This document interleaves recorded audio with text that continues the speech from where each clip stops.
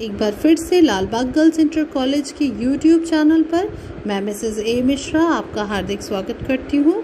बच्चों, आज का हमारा विषय है लॉ ऑफ केमिकल कॉम्बिनेशन यानी रासायनिक संयोग के नियम। तो आज हम लॉ ऑफ केमिकल कॉम्बिनेशन के बारे में ही पढ़ेंगे। जैसा कि बच्चों आप यहाँ देख रहे हैं, हमारा अध्याय 3 परमाणु एवं अणु हम लेके चल रहे हैं। इसके अंतर्गत आज हम रासायनिक संयोग के नियम जानेंगे। बच्चों, जैसे कि आप जानते हैं, पदार्थों के बीच होने वाली रासायनिक अभिक्रिया द्वारा अनेक प्रकार के यौगिक बनते हैं। जब दो तत्व मिलकर अभिक्रिया करते हैं तो यौगिक बनते हैं। ये रासायनिक अभिक्रियाएं बच्चों कुछ नियमों पर आधारित होती हैं, जिन्हें रासायनिक संयोग के नियम कहते हैं। जैसे हाइड्रोजन और ऑक्सीजन मिलकर पानी का निर्माण करते हैं यानी जल बनाते हैं, तो जल एक यौगिक है। तो ये जो रासायनिक अभिक्रिया है बच्चों, ये किसी न किसी नियम पर आधारित होती है। यही नियम रासायनिक संयोग के नियम कहलाते हैं। आप जैसे कि यहाँ देख रहे हैं, रासायनिक संयोग के 5 नियम यहाँ पर लिखे हुए हैं। पहला, द्रव्यमान संरक्षण या द्रव्य की अविनाशिता का नियम। दूसरा, स्थिर अनुपात का नियम। तीसरा, गुणित अनुपात का नियम। चौथा, तुल्य अथवा व्युत्क्रम अनुपात का नियम। और पांचवा, गेल-लुसेंग का गैसीय आयतन संबंधी नियम। ये 5 नियम रासायनिक संयोग के नियम के अंतर्गत आते हैं। आज हम बच्चों द्रव्यमान संरक्षण या द्रव्य की अविनाशिता के नियम के विषय में पढ़ेंगे। द्रव्यमान संरक्षण या द्रव्य की अविनाशिता का नियम इस नाम से ही स्पष्ट है कि द्रव्य अविनाशी है। यानी जो द्रव्य माने बच्चों पदार्थ, यानी पदार्थ अविनाशी है, इसका विनाश नहीं किया जा सकता। द्रव्य को ना तो उत्पन्न किया जा सकता है और ना ही नष्ट किया जा सकता है। अतः किसी भी अभिक्रिया में भाग लेने वाले अभिकारकों का कुल द्रव्यमान तथा रासायनिक अभिक्रिया के फलस्वरूप बनने वाले उत्पादों का कुल द्रव्यमान समान होता है। बच्चों, जो तत्व रासायनिक अभिक्रिया में भाग लेते हैं उन्हें हम अभिकारक कहते हैं, और इन दोनों तत्वों के मिलने से जो नए पदार्थ बनते हैं उनको हम उत्पाद कहते हैं। तो अब आप समझ गए होंगे कि रासायनिक अभिक्रिया में भाग लेने वाले अभिकारकों का जितना भी द्रव्यमान होगा, उतना ही अभिक्रिया के बनने फलस्वरूप जो भी पदार्थ बनेंगे या जो भी उत्पाद बनेंगे, उनका कुल द्रव्यमान भी उसी के बराबर होगा। इस प्रक्रिया को हम इस उदाहरण के माध्यम से समझ सकते हैं। जैसे आप यहाँ देख रहे हैं बच्चों, कैल्शियम कार्बोनेट CaCO3 का द्रव्यमान 100 ग्राम है। CaCO3 कैल्शियम कार्बोनेट है और ये एक अभिकारक है क्योंकि ये अभिक्रिया में भाग ले रहा है।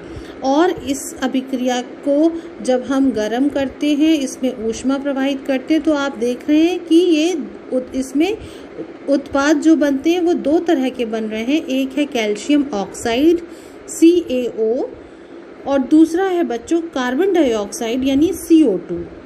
यानी 100 ग्राम कैल्शियम कार्बोनेट 2 भागों में बंट गया, कैल्शियम ऑक्साइड और कार्बन डाइऑक्साइड। कैल्शियम ऑक्साइड 56 ग्राम और कार्बन डाइऑक्साइड 44 ग्राम।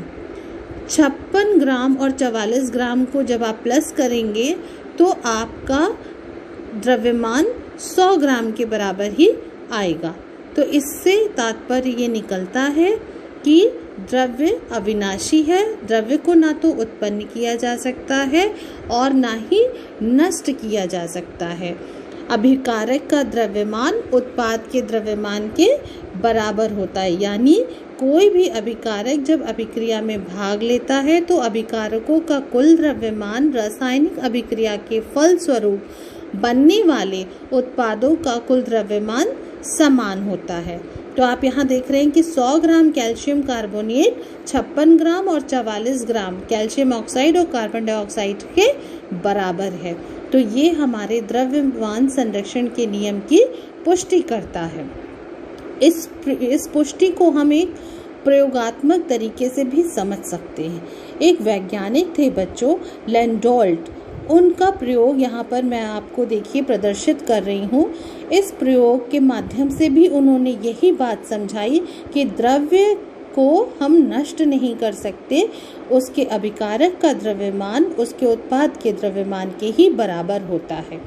द्रव्यमान संरक्षण के नियम को सिद्ध करने के लिए लैंडोल्ट ने एक विशेष प्रकार का उपकरण लिया, जिसमें 2 कांच की नलियां एच आकार में जुड़ी थीं। आप यहाँ पर देख रहे हैं कि ये 2 एच आकार की नली जैसे हैं जो आपस में ऊपर से जुड़ी हैं। प्रत्येक नली में अभिकारक पदार्थों के विलयन भरकर उनके मुंह को सील बंद कर दिया। आप देख रहे हैं बच्चों कि एक नली में सिल्वर नाइट्रेट का विलयन और दूसरी नली में पोटेशियम क्लोराइड का विलयन उन्होंने भर दिया और इसके मुंह को ऊपर से सील बंद कर दिया। माना एक नली में सोडियम क्लोराइड तथा दूसरी नली में सिल्वर नाइट्रेट का विलयन लेते हैं। अब दोनों नली के सिरों को सील कर देते हैं और उपकरण को तौल लेते हैं। अब उपकरण को उलट पलट कर अभिकारकों की क्रिया कराई जाती है, यानी ये जो बॉटल्स है इनको पूरी तरह से हिला डुला दिया जाता है जिससे ये आपस में मिल जाएं। अभिक्रिया के बाद उपकरण को पुनः तौला जाता है। जब हम इनको हिला डुला देते हैं और इनमें जो भी रिएक्शन होती है उसके बाद इसको फिर से तौलते हैं, जिससे हमें ज्ञात होता है कि इसके भार में कोई परिवर्तन नहीं हुआ है, अर्थात अभिकारकों और उत्पादों के द्रव्यमान बराबर हैं। यहाँ पे इन्होंने बच्चों सोडियम क्लोराइड का जिक्र किया है और इन्होंने KCl यानी पोटेशियम क्लोराइड विलयन दिखाया है। आप पोटेशियम क्लोराइड भी ले सकते हैं और आप सोडियम क्लोराइड भी ले सकते हैं। तो AgNO3 की जब सोडियम क्लोराइड से क्रिया कराई तो सिल्वर नाइट्रेट ने क्रिया करने के बाद सोडियम नाइट्रेट का विलयन और सिल्वर क्लोराइड हमें प्राप्त हुआ, यानी इधर अभिकारकों का द्रव्यमान भी उत्पादों के द्रव्यमान के बराबर ही प्राप्त हुआ।